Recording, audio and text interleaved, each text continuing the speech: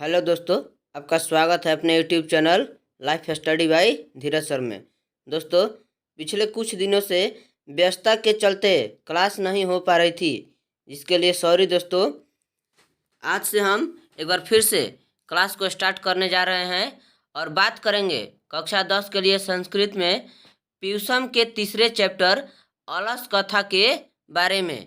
इससे पहले हमने इसके पहले और दूसरे चैप्टर मंगलम और पाटलिपुत्र वैभवम का ऑब्जेक्टिव और सब्जेक्टिव का क्लास कर लिया है। दोस्तों, अगर आपने अभी तक उस क्लास को नहीं देखा है तो प्लीज़ हमारे यूट्यूब चैनल पर जाकर उस क्लास को देखें। तो चलिए आज स्टार्ट करेंगे तीसरे पाठ अलस कथा के बारे में। स्टार्ट करने से पहले दोस्तों, अगर आप इस चैनल पर नए हैं तो चैनल को सबसे पहले सब्सक्राइब कर लें, बेल आइकन को प्रेस कर दें, ताकि जो भी नोटिफिकेशन हो, जो भी वीडियो अपलोड हो, उसका नोटिफिकेशन सबसे पहले आप तक पहुँचे।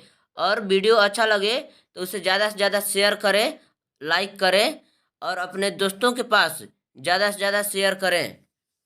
तो चलिए दोस्तों, स्टार्ट करते हैं तीसरे पाठ अलस कथा के बारे में, जिसमें हम बात करेंगे इसके ऑब्जेक्टिव क्वेश्चंस के बारे में।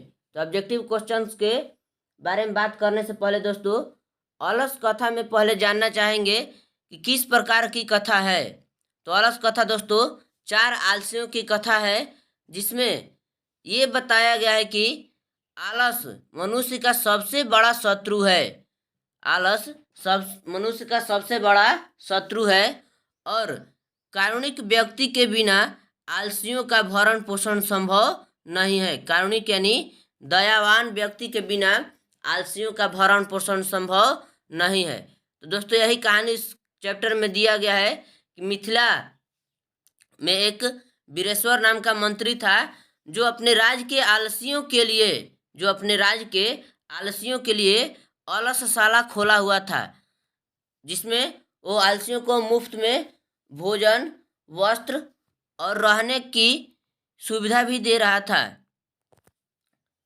ये जानकर उस राज्य के जो आलसी थे वो तो उसमें जुट गए ही, और उसके अलावा जो धूर्त बनावटी आलसी थे वो भी उसमें धीरे धीरे जुटने लगे। तो इस तरह क्या हुआ दोस्तों कि अलसशाला का खर्च बेवजह बढ़ते गया। तो एक बार मंत्री जी को किसी ने, उसी राज्य के किसी नियोगी पुरुष ने सलाह दिया, परामर्श दिया कि आप आलसियों की परीक्षा लीजिए। तो उन्होंने आलसियों की परीक्षा ली घर में आग लगाकर, जिससे ये पता चल गया कि कौन सही में आलसी है। यही कथा है दोस्तों उसमें। और इस कथा के माध्यम से सबसे बड़ी यही शिक्षा दी गई है कि आलस नहीं करना चाहिए, क्योंकि आलस मनुष्य का सबसे बड़ा शत्रु है और आलसियों का भरण पोषण बिना दयावान व्यक्ति के बिना संभव नहीं है। तो चलिए दोस्तों, बात करेंगे इसका ऑब्जेक्टिव क्वेश्चंस के बारे में। तो चलिए स्टार्ट करते हैं पहले क्वेश्चन से। पहला क्वेश्चन है दोस्तों, ये हमारा पाठ 3 है दोस्तों। यहाँ पे पाठ 3 अलस कथा, पाठ 3 अलस कथा। अब बात करेंगे इसमें आने वाले ऑब्जेक्टिव क्वेश्चन। इससे एग्जाम में 3 से 4 नंबर के ऑब्जेक्टिव क्वेश्चन आते हैं दोस्तों, जो कि बहुत इम्पोर्टेंट होते हैं। तो चलिए स्टार्ट करते हैं पहले क्वेश्चन से। अलस कथा के रचयिता कौन है? तो अलस कथा के रचयिता कौन है दोस्तों? विद्यापति। विद्यापति, इसका आंसर होगा ऑप्शन बी, विद्यापति, जो एक मैथिली कवि हैं, अलस कथा के रचयिता हैं। पहला के आंसर होगा दोस्तों ऑप्शन बी, विद्यापति। अलस कथा पाठ कहाँ से संकलित है? अलस कथा पाठ कहाँ से संकलित है, यानी कहाँ से लिया गया है दोस्तों? तो ये पुरुष परीक्षा नामक ग्रंथ से लिया गया है। दूसरा का आंसर होगा ऑप्शन बी, पुरुष परीक्षा नामक ग्रंथ से संकलित है, पुरुष परीक्षा नामक ग्रंथ से लिया गया है। अगला क्वेश्चन है दोस्तों कि वीरेश्वर कौन था? वीरेश्वर कौन था? हमने अभी बताया कि वीरेश्वर कौन था दोस्तों। तो वीरेश्वर मिथिला का क्या था? राजा, मिथिला का मंत्री, मिथिला का राजकुमार या मिथिला का संतरी? तो क्या था? मिथिला का मंत्री। इसका करेक्ट आंसर होगा ऑप्शन बी, मिथिला का मंत्री। अगला क्वेश्चन है कि मिथिला का मंत्री कौन था? मिथिला का मंत्री कौन था दोस्तों? तो मिथिला का मंत्री कौन था? वीरेश्वर। इसका ऑप्शन आंसर होगा ऑप्शन डी, वीरेश्वर। मैथिल कवि कौन था? मैथिल कवि कौन थे? इसका आंसर होगा दोस्तों विद्यापति। हमने बताया कि अलस कथा पाठ के रचयिता या लेखक कौन है? मैथिली कवि विद्यापति। तो मैं भी कौन है दोस्तों? विद्यापति। इसका आंसर होगा पांचवा का आंसर होगा ऑप्शन सी, विद्यापति। मैथिल कोकिल के नाम से कौन प्रसिद्ध है? मैथिल कोकिल के नाम से कौन प्रसिद्ध है? तो कौन प्रसिद्ध है दोस्तों? विद्यापति। इसका आंसर होगा ऑप्शन ए, विद्यापति। आलसियों को कौन अन्न और वस्त्र देते थे? आलसियों को कौन अन्न और वस्त्र देते थे? तो वीरेश्वर। कौन देते थे दोस्तों? मिथिला का मंत्री वीरेश्वर। इसका आंसर होगा सातवां का आंसर होगा ऑप्शन डी, वीरेश्वर। अगला क्वेश्चन है आलसी पुरुष कितने थे? तो हमने बताया कि इस कथा में 4 आलसियों की कहानी दी गई है, यानी आलसी पुरुष कितने थे दोस्तों? 4। कितने थे? 4। आठवां का आंसर होगा ऑप्शन डी, 4। यहाँ पे ध्यान देंगे कि ऑप्शन सी भी 4 है, ऑप्शन डी भी 4 है। तो इसको दोस्तों किसी को एक काट लेंगे, मान लीजिए यहाँ पे इसको काट के यहाँ इसको 5 कर लेंगे, इसको हम 5 बना लेंगे दोस्तों। अब बताइए कि इसका आंसर क्या होगा?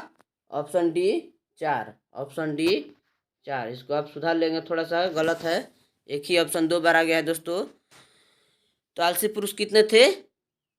4 थे। कितने थे दोस्तों? 4। अगला क्वेश्चन है कि अलस कथा पाठ में किस महत्व का वर्णन है? किस महत्व का वर्णन किया गया है? तो मानव गुण का। मानव गुण का। 9 का आंसर होगा ऑप्शन ए, मानव गुण का। अलस कथा पाठ में अगला क्वेश्चन है दोस्तों 10 नंबर कि अलस कथा पाठ में किस दोष का वर्णन किया गया है? तो किस दोष का वर्णन किया गया है दोस्तों? ऑप्शन सी, आलस का। ऑप्शन सी, आलस। अगला क्वेश्चन है गरीबों और अनाथों को प्रतिदिन कौन भोजन कराते थे? गरीबों और अनाथों को कौन प्रतिदिन भोजन कराते थे? वीरेश्वर। मिथिला का मंत्री वीरेश्वर। इसका आंसर होगा ऑप्शन डी, वीरेश्वर। अगला क्वेश्चन है दोस्तों मनुष्य को कौन नष्ट कर देता है? मनुष्य को कौन नष्ट कर देता है? तो इसका आंसर होगा दोस्तों ऑप्शन सी, ऑप्शन सी, आलस। हमने बताया कि मनुष्य का सबसे बड़ा शत्रु है, कौन है? आलस। अगला क्वेश्चन है दोस्तों वीरेश्वर नाम का मंत्री कहाँ रहता था? तो कहाँ रहता था दोस्तों? मिथिला में। वीरेश्वर कौन था? मिथिला का मंत्री। कहाँ रहता था? मिथिला में। 13 नंबर का आंसर होगा दोस्तों ऑप्शन बी, मिथिला में। अगला है कारुणिक के बिना किसकी गति नहीं है? कारुणिक के बिना किसकी गति नहीं है? तो हमने बताया कि किसकी गति नहीं है दोस्तों? आलसियों की। इसका आंसर होगा ऑप्शन डी, आलसियों की। अगला क्वेश्चन है अलसशाला में आग क्यों लगाई गई? अलसशाला में आग क्यों लगाई गई? तो आलसियों की परीक्षा करने के लिए कि कौन ओरिजिनल में आलसी है, कौन धूर्त आलसी है। 15 का आंसर होगा ऑप्शन बी, आलसियों की परीक्षा करने के लिए। अगला क्वेश्चन है दोस्तों अलसशाला में लगी आग को देखकर कौन भाग गए? अलसशाला में लगी आग को देखकर कौन भाग गए? तो कौन भाग गए दोस्तों? जितने धूर्त आलसी थे, जिन्होंने आलसी का वेश बनाकर उसमें रहते थे अलसशाला में, वो आग को देखकर भाग गए। इसका आंसर होगा ऑप्शन बी, धूर्त आलसी। अगला क्वेश्चन है अलसशाला में आग लगने पर भी कितने लोग नहीं भागे? तो कितने लोग नहीं भागे दोस्तों? जो आलसी थे, जो सही में आलसी थे, वो नहीं भागे। तो कितने सही में आलसी थे? 4। कितने थे? 4। इसका आंसर होगा ऑप्शन सी, 4। Option C, 4। अगला क्वेश्चन है दोस्तों कि भीषण भूख लगने पर भी कौन कुछ नहीं कर सकता? यानी कितना भी भूख लगा हो वो कुछ नहीं कर सकता। तो कौन कुछ नहीं कर सकता दोस्तों? आलसी। कौन नहीं कर सकता? आलसी। इसका आंसर होगा ऑप्शन ए, आलसी। तो दोस्तों ये इस क्लास का अंतिम क्वेश्चन था। इसमें टोटल 18 क्वेश्चन है और 18 क्वेश्चन इम्पोर्टेंट है दोस्तों। इसमें से 3 से 4 क्वेश्चन एग्जाम में ऑब्जेक्टिव क्वेश्चन आने ही आने हैं। इसलिए आप इस वीडियो को, इस क्लास को शुरू से अंत तक देखें। तो कल बात करेंगे दोस्तों। अब हम संस्कृत में व्याकरण की बात करेंगे। पीयूष में तो हमने 3 पार्ट तक ऑब्जेक्टिव कर लिया, 3 पार्ट का सब्जेक्टिव का भी क्लास एक दिन कर लेंगे। तो ट्यूशन को अभी स्टॉप करेंगे और कल बात करेंगे व्याकरण में व्यंजन संधि के हमने नियम पढ़ रहे थे। व्यंजन संधि के हम नियम पढ़ रहे थे, तो उसी को आगे बढ़ाते हुए बात करेंगे व्यंजन संधि के बारे में। तो अगर ये क्लास अच्छा लगे तो दोस्तों हमारे चैनल सब्सक्राइब कीजिए, बेल आइकन को प्रेस कर दीजिए और इस वीडियो को ज़्यादा से ज़्यादा शेयर कीजिए ताकि दूसरे बच्चे भी इस चैनल से जुड़कर अपनी तैयारी को बेहतर कर सके। तो बस आज के लिए इतना ही दोस्तों। Thank you.